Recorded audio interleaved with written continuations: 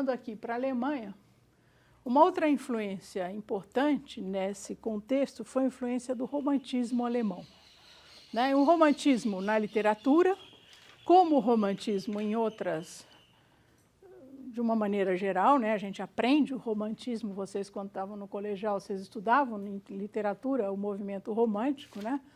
E não foi um fenômeno simplesmente brasileiro, nem foi um fenômeno que apareceu em vários países do mundo simultaneamente.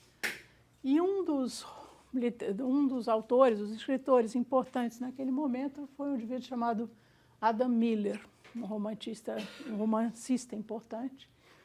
E justamente ele desenvolveu essa ideia, essa analogia entre o Estado e o organismo biológico, um organismo vivo. Então, o que um organismo vivo precisa para se constituir, para persistir em vida, para manter uma boa condição de saúde? Então, nos seus romances, ele desenvolveu e explorou essa ideia. Outro autor importante, aí já um economista, né? Um economista naquele momento em que a economia não estava tão definida assim como um campo especializado de conhecimento, chamado List, Friedrich List. Ele também se pôs a criticar os economistas clássicos e a defender uma postura nacionalista dentro da economia política. Né? Então, a doutrina, na sua doutrina, um núcleo, fazia parte do núcleo duro, vamos dizer assim, da sua doutrina, essa defesa da questão do nacionalismo. E entre as principais bandeiras está a defesa do protecionismo à indústria nascente. Então, vocês já ouviram falar sobre isso, os pioneiros do desenvolvimento, como o pessoal da CEPAL discutiu isso, né? Precisava proteger a indústria por algum tempo, precisa proteger a indústria para ela se desenvolver e depois ela ganharia fôlego próprio e passaria a andar com as suas próprias pernas. Né? Isso foi muito importante nessa tradição da CEPAL que se constituiu na América Latina nos anos, enfim, no final da primeira metade, anos 1840, 1940, 1960, alguma coisa assim. De vez em quando esse nacionalismo renasce, né? Nós temos hoje em dia economistas de prestígio, como Bresser Pereira, defendendo uma posição nacionalista. Mas eu diria que ele é minoria. Feliz ou infelizmente, essa posição não encontra mais ressonância no mundo como ele é hoje constituído. Bom, então, List é bastante interessante e a gente vai encontrar referências a ele, por exemplo, nos pioneiros do desenvolvimento. Não só esses da América Latina, como outros, um rumeno importante, outros economistas que são pioneiros aí na economia do desenvolvimento. Bom, então, assim, bem ligeiramente, bem superficialmente, eu tracei aqui o contexto, né? Seja do ponto de vista das influências sobre a escola histórica recebidas da filosofia e da literatura, seja do ponto de vista do ambiente em que essas ideias vicejaram. Agora vamos ver que ideias são essas. Guilherme, lê para a gente essa citação do Roscher, Princípios de Economia Política, de 1843. Meu método está longe da escola de Ricardo, se bem que não se lhe opõe, de modo algum, e tenta gratamente utilizar os seus resultados. Está mais perto dos métodos de Malthus e Hall, embora esteja longe de considerar este caminho para a verdade o único ou mais curto. Não tenho dúvida alguma de que nos conduz através de regiões singularmente belas e fecundas e que, uma vez acabada a sua construção de modo adequado, nunca mais será completamente abandonada. A economia política histórica pode e deve realizar para a história algo semelhante ao que realiza hoje em dia a histologia e a zooquímica para a história natural. Tá. Primeira coisa que ele faz, o que é? Na primeira frase. Então, ele está distinguindo o método dele do método de David Ricardo. Agora, ele está dizendo o seguinte, E aqui é uma posição moderada, a gente vai encontrar posições mais radicais. Aqui não se lhe opõe, quer dizer, tudo bem, fica aí, Ricardo, não estou dizendo, estou propondo uma coisa diferente. E pode ser usar até os resultados do seu método. Tá? Está mais perto dos métodos de Malthus e Hall. Vocês já ouviram falar nesse Hall? É super interessante, um economista super interessante que ficou meio ignorado aí pela história. Malthus vocês já ouviram falar. Então, a história de construção, esse caminho para a verdade não é o único ou o mais curto, mas nos conduz, quer dizer, é um bom caminho. E a economia política histórica, isso é uma coisa importante, né? Qual é o papel dela? Ela tem que construir para a história algo semelhante que as histologias ou química fazem para a história natural. Histologia, não me lembro o que é, mas acho que é estudo dos tecidos, é isso? E, enfim, a ideia é o seguinte, esse método ele tem que ser de reconstituição histórica, é um método indutivo, o método que a escola histórica propõe é de reconstituição histórica. Tá? Então, essa é uma citação. Essa daqui, nós vamos tentar traduzir, do mesmo autor. Quem que tenta traduzir aqui em português? Mal vocês não são tradutores, mas só para eu entender se vocês estão realmente entendendo o que está sendo dito aí. Henrique, faz isso para a gente. O isolamento da teoria da política econômica é peculiar aos nossos dias. Em tempos mais remotos, nós achamos esse estudo confundido com as outras ciências morais, as quais era uma parte integral. Quando o gênio de Adam Smith deu a ela um caráter distinto, ele não desejava separá-la de outras áreas do conhecimento, assim, as quais ele seria apenas uma planta murcha, desbotada da falta da luz do sol da ética. Luz do solar da ética. Luz solar da ética. Podemos permitir àqueles que fazem da economia política uma simples aritmética ignorar esses estudos retrospectivos e a sua importância. Porque a matemática tem pouco a ver com a história, mas é diferente com a vida das nações. Esses estudos deveriam descobrir de onde eles o inglês de onde eles vêm, a fim de aprender o que eles são. Para onde eu acho que é outra palavra ainda, para onde estão tendendo, né? Tem que ter um caráter distinto, tem desde Smith, né? Mas ela não pode ser confundida com outras ciências morais, mas ela tem que ser analisada juntamente com. Não deve fazer exclusão das outras ciências morais. E aí, no segundo parágrafo, tem mais uma vez uma escola histórica aqui. Ele está pensando nas tais etapas da civilização, etapas do progresso, né? Então, a economia tem que ser histórica e ela tem que se preocupar para saber que passos as nações estão, que etapas elas estão percorrendo.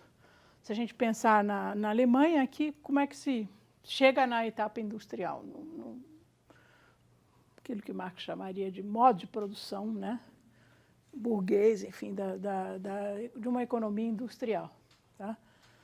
E aqui ele faz uma crítica àqueles que veem a economia política como simplesmente um tipo de aritmética. Está dizendo que não pode ignorar a história ou que a matemática não tem nada a ver com a história, coisas desse tipo. Tá?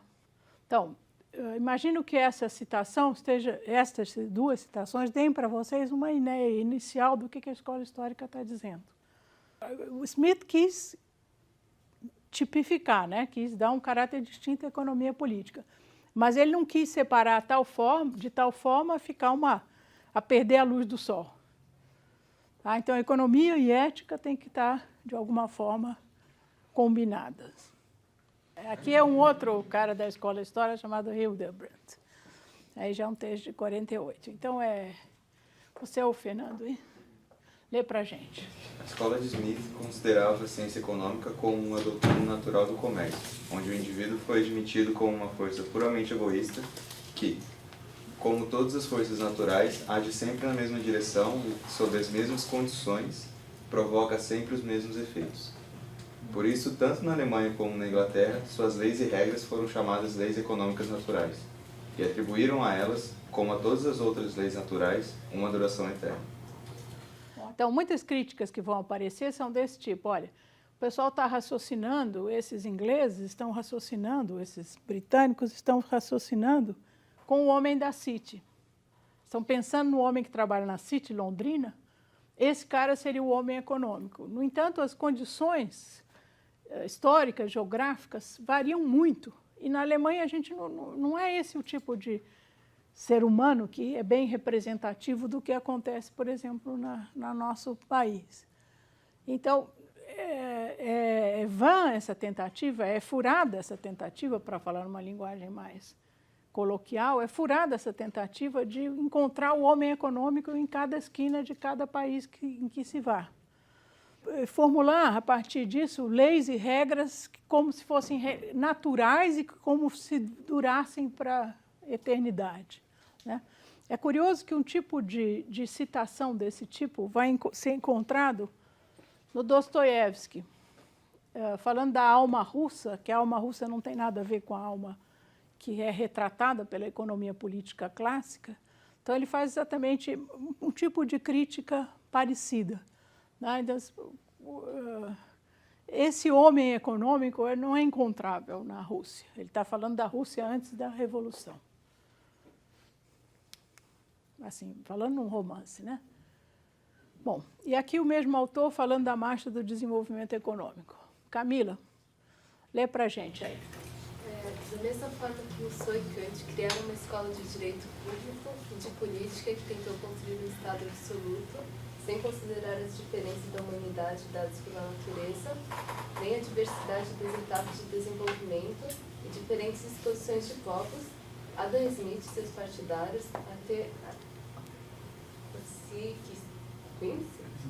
tentaram estabelecer princípios válidos, em geral, a partir dos fatos especiais de povos particulares e momentos de evolução singulares, e assim criar uma espécie de economia do mundo e da humanidade, que correspondia inteiramente a essa época de esclarecimento racionalista. Partem da opinião de que todas as leis da economia, sendo baseadas na relação do homem com os bens materiais, estão acima do tempo e do espaço, e permanecem através de toda a mudança dos fenômenos. Assim, esquecem totalmente que o homem, como ser social, é sempre filho da civilização e produto da história, e que suas necessidades, a sua cultura, as suas relações com os bens materiais e também com os homens, nunca permanecem as mesmas, mas, ao contrário, não só são diferentes geograficamente, como se modificam historicamente, progredindo com a cultura da humanidade. A sua, da ciência econômica, tarefa consiste em investigar de degrau em degrau a marcha do desenvolvimento econômico, tanto dos povos particulares como da humanidade inteira, e reconhecer neste caminho os fundamentos e a construção da cultura econômica atual, assim como as tarefas cuja solução está reservada à geração presente. Tá, é uma crítica que ele está fazendo. Ele está dizendo que o Adam Smith faz isso. Também não concordo. Não, e depois quando ele fala assim, Adam Smith e seus partidários, até Ross e Quincy, que a maioria não sabe quem é, nem eu, parece que ele está falando assim, Adam Smith e sua, vamos dizer, corja, quase, é bem forte essa expressão aí. Eles não tentavam, pelo menos Smith, princípios válidos em geral, a partir de fatos. É lógico, havia uma tentativa de generalização, mas não tão primária assim. Sim, mas aí quando ele diz assim, bom, mas a gente tem que fazer uma economia na Alemanha na Revolução Industrial. De alguma forma vai ter que ter algum tipo de generalização, não é impossível não fazer. Para você fazer alguma teoria, você tem que fazer alguma generalização. Mas o caminho indicado pela escola histórica é um caminho indutivo. História, reconstituição histórica, etc. e tal, né? Mas como os fatos não falam por si mesmos, tem que ter uma teoria que informe aqueles fatos, né? A visão daqueles fatos, né? Chamaria atenção, então, todas essas coisas. A economia deve investigar de degrau em degrau a marcha do desenvolvimento econômico, né? Tanto dos povos particulares como da humanidade inteira. Então, essa marcha existe toda a humanidade. Nunca, mas não só são diferentes geograficamente, como se modificam historicamente, progredindo com a cultura da humanidade. Então, aqui, vejam, é século XIX, a ideia de progresso é muito forte, né? Então, existe um caminho, a história tem um sentido, né? E esse sentido é um sentido progressivo, um sentido na direção do progresso, do melhoramento, etc. Né? Isso é muito forte no século XIX, em várias correntes de pensamento, não só na escola histórica.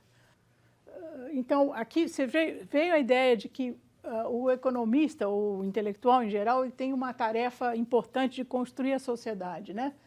Assim como as tarefas cuja solução está reservada à geração presente. Então, esse pessoal da escola histórica se sentia imbuído da necessidade de construir uma sociedade. Né? Ele se sentia responsável por isso. Não era apenas eles estavam analisando o que estava acontecendo e ensinando para os alunos o que eles achavam que estava acontecendo. Eles tinham que atuar, de fato, na economia e construir essa tal cultura econômica atual, né? Construir uma maneira de ser da economia, mudar a maneira de ser se estivesse equivocada e tal.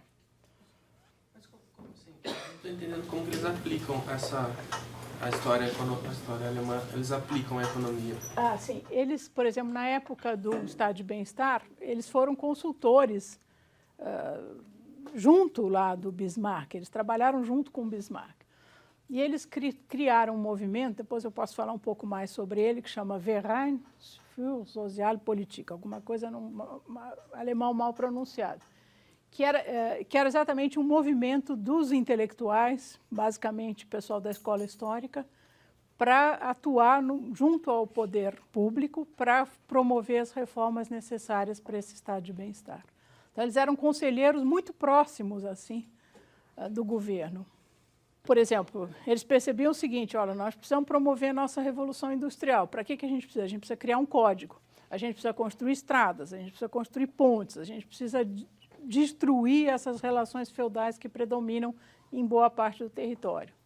A gente precisa criar um sistema previdenciário para amparar, por exemplo, os trabalhadores que se acidentam no trabalho. Tá? Então, tinha essa preocupação. A próxima é o seguinte, é uma introdução, na verdade, às próximas citações. Um dos membros mais influentes dessa escola histórica, que atuou justamente junto a Bismarck, foi o fundador desse Verein aí, chamava Schmoller, né? Gustav von Schmoller. E ele teve duas controvérsias importantes que ficaram registradas aí na literatura. Uma com Max Weber, e depois, se vocês quiserem, a gente pode falar um pouquinho mais sobre isso, mas foge um pouquinho daquilo que a gente está tratando. E principalmente com o Menger, Karl Menger, que era irmão... Vocês já ouviram falar de um Menger economista, não é isso? Se não me engano, era irmão dele. Ou, se não era irmão, era pai ou filho ou qualquer coisa. Pai. Bom, e aí o Schmoller é importante, primeiro porque ele foi bastante longevo para a época, né? Pré-penicilina.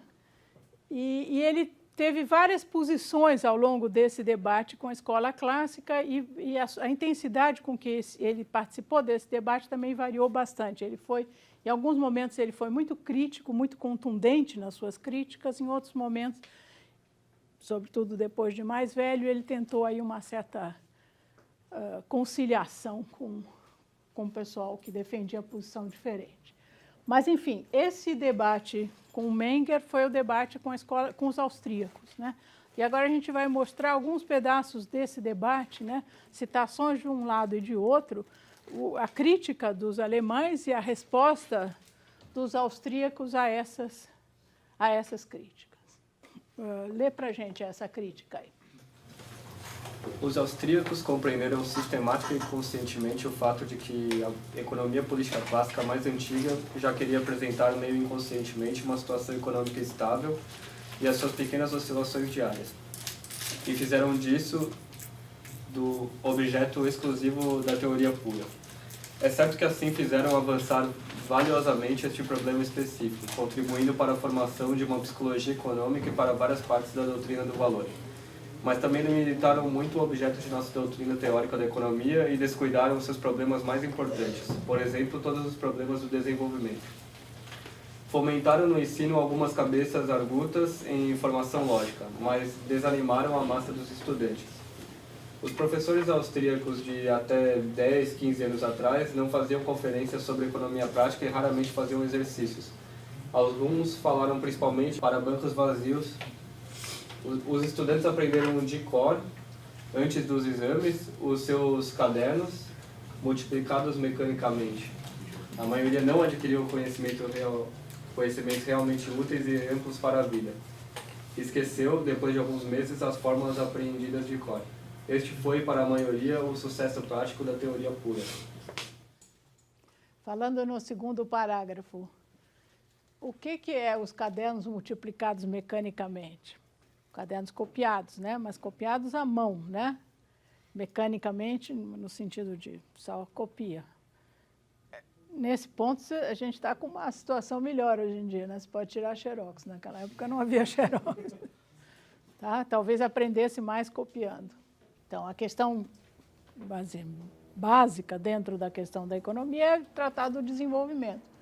E os austríacos descuidaram disso. Eles contribuíram para a formação de uma psicologia econômica, da construção de uma teoria do valor. Como vocês sabem, os austríacos têm uma posição diferenciada, acabaram desenvolvendo uma posição diferente, embora influenciado pela escola clássica mais particular e muito associada à questão de como se fazem as escolhas da psicologia econômica e tal. O que seriam esses problemas do desenvolvimento? A questão é como é que desenvolve a indústria, por exemplo. Então, é o problema concreto mesmo do desenvolvimento. Como é que você torna uma nação que é agrícola, né, que, por exemplo, está sofrendo com más colheitas, com problemas de circulação de mercadorias, como é que você torna essa